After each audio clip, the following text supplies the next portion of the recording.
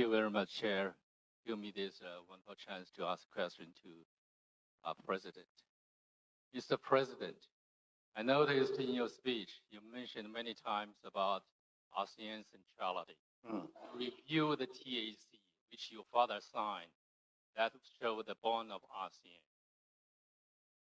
I think the ASEAN centrality is very important, but it's not. We cannot take it for granted. It comes from the ASEAN way, three principles. First, mutual respect. Second, consensus building.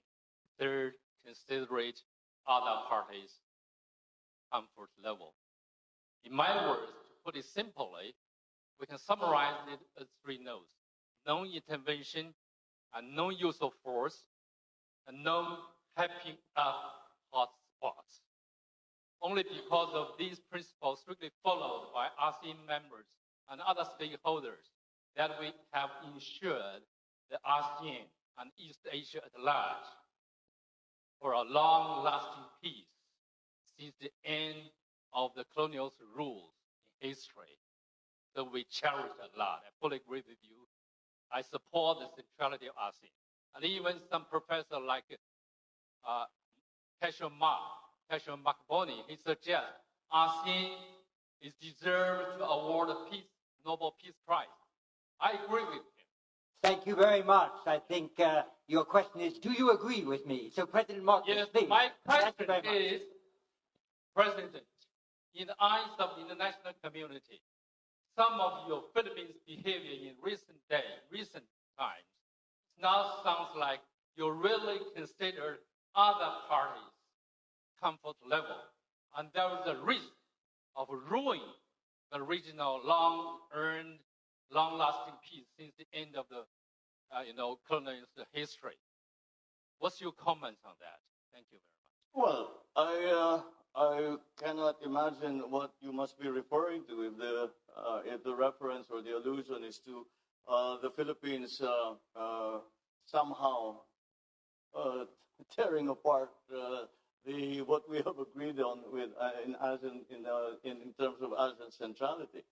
Quite the contrary. I think if you examine more closely the remarks that I just made, I precisely focus on ASEAN centrality, and that the principles that are laid down that are involved in the concept of ASEAN centrality are some things that we must use to guide us. And if we have been distracted in the past years or so, then it's time for us to return and remember once again what ASEAN was created for.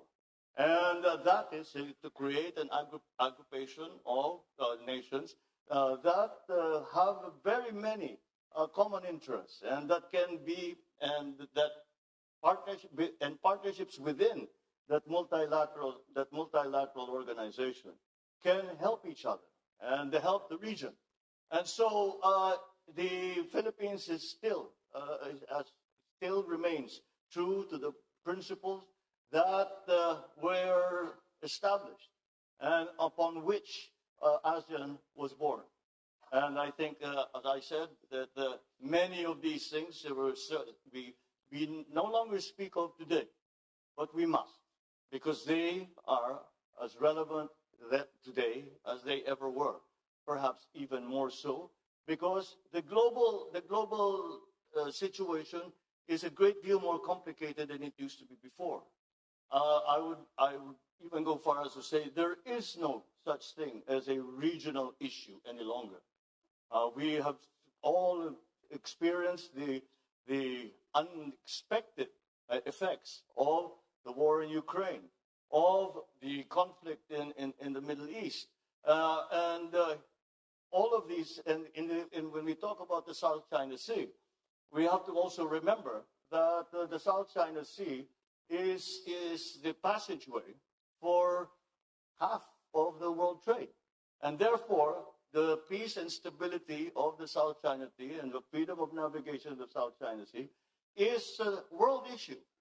And that is what I am proposing. And I am saying that yes, it is a regional issue, but we must examine and be part of the discussion. We must include all parties in the discussion, because now it is not just ASEAN member states who are stakeholders, and it is quite easy to see that it is in fact the entire world that have become stakeholders in the peace and stability of our region.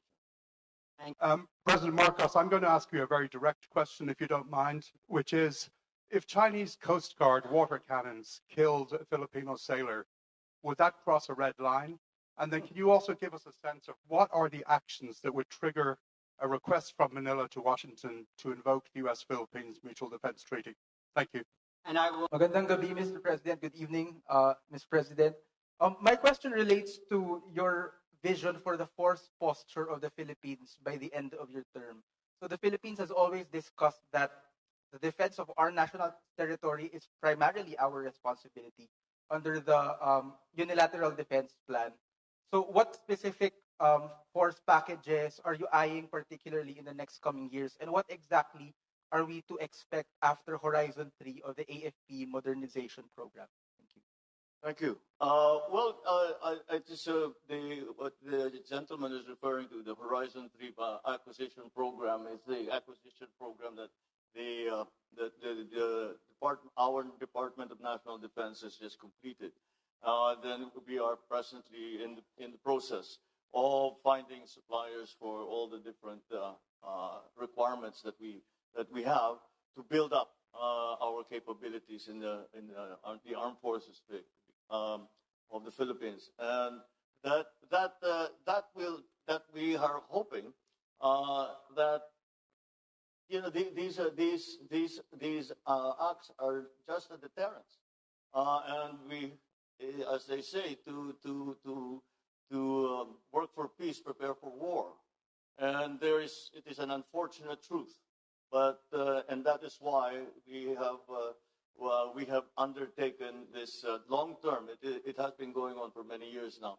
This long-term plan of increasing the capabilities of our military and our civilians, such as the Coast Guard in the Philippines. To go back to the first question, what would happen if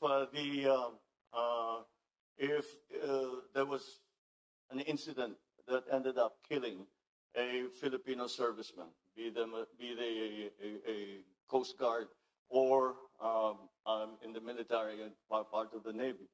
Well, that would be that would certainly increase the level of response, and if by a willful act on a Filipino, not only serviceman, but even a Filipino citizen, if a Filipino citizen is killed by a willful act, that is, I think, very, very close to what we define as an act of war, and therefore we will respond accordingly.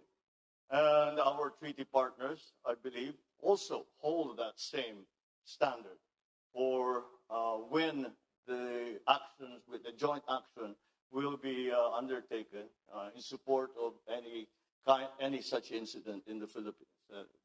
Once we already have suffered injury, but thank God we have not yet gotten to the point where any of our participants, civilian or otherwise, have been killed.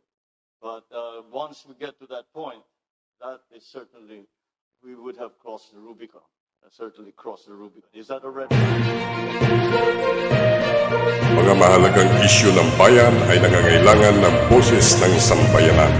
Ito ang programa na nagbibigay boses sa taong bayan. Ito ang Boses ng Katotohanan.